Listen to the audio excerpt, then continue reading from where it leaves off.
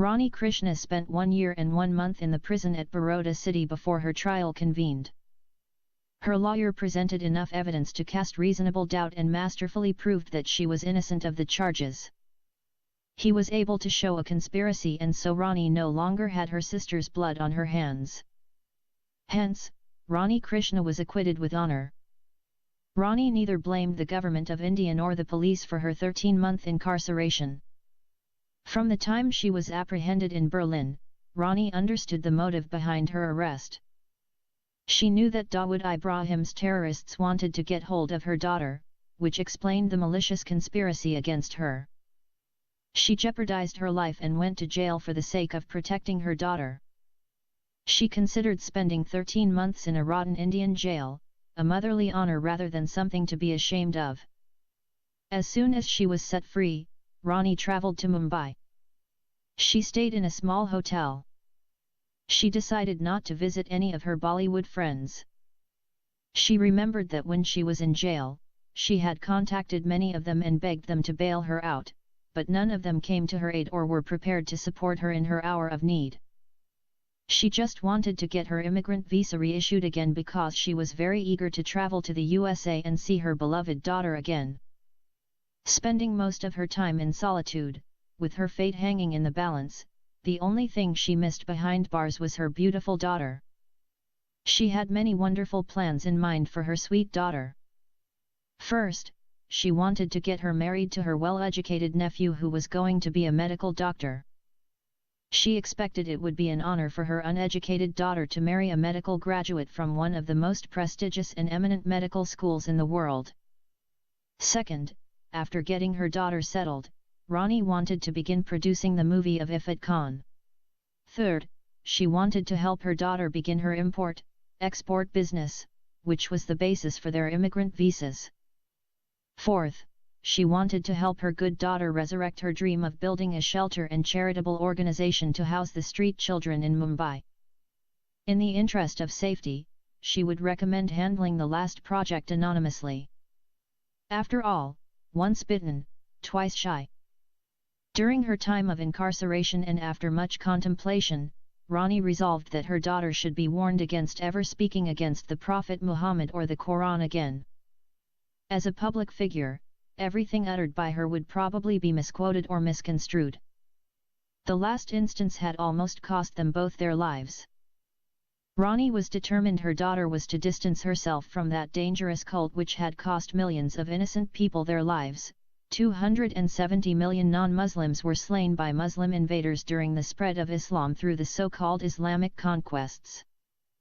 Fifth, for a long time, ever since she had adopted her Muslim daughter, Rani nurtured the idea that her daughter should officially forsake the faith that so far was the affliction of her existence and the justification for all her childhood abuses. She wanted her daughter to forsake her family name, Khan, and take the name of her future Hindu husband, Patel. She wanted her to legally discard the pagan name of Aphrodite, which her evil captor, Mahmud Khan, had chosen for her. She would love to see her daughter carry the name Pooja Patel. Thinking way ahead, Rani shivered at the thought of her future grandchildren bearing a Muslim name. Nursing and playing around with those wonderful plans, Rani Krishna spent the better part of 3 weeks in a small hotel before her visa was reissued by the American consulate in Mumbai. Wasting no time, she was on the next available flight from Mumbai to London via Dubai. At the Dubai International Airport, she was acutely aware that it was an Arab safe haven for what she considered to be the most dangerous and virulent creature ever to walk the earth, the notorious international Don, Dawood Ibrahim. She refused to even step off the aircraft so that her feet would not be defiled by Muslim soil. She had absolutely no intention of taking a travel break on land that sheltered the mobster who killed so many and continued to threaten her family. She was particularly watchful of the transit passengers who boarded during their layover.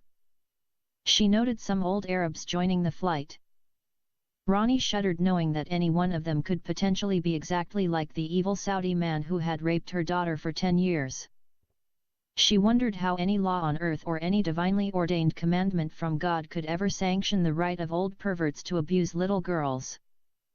She dimly remembered a documentary where it discussed even wild beasts would not reproduce with a female of its kind that had not reached puberty. This stopover had only cemented the fact that she despised the Arabian cult and their followers who lacked the ability to forsake these evil laws. At Heathrow International Airport, Rani Krishna felt a rush of relief when she saw Arabs leaving the aircraft. With any luck, she would never have to lay eyes on them again. Rani's strong character and her culture simply did not tolerate those who had no respect for women. In fact, Rani hated with a passion any man who could strike a woman or sexually abuse a female. She was particularly sensitive to the abuse of little children. Her relief did not last very long. Boarding the plane that would take her from London to the US, she discovered a plane full of black burqa women and somber-looking bearded men. From their appearance and mannerisms, she surmised that most of them were Muslim travelers from Somalia, Sudan, Pakistan, Iran, and India. For Rani Krishna, this qualified as the single most unpleasant flight she had ever taken. Everything she saw on the flight reminded her of her daughter's plight and oppression.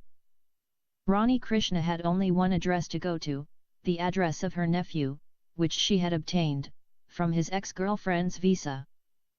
Once she arrived, she was disappointed to learn that her nephew had moved out many months ago.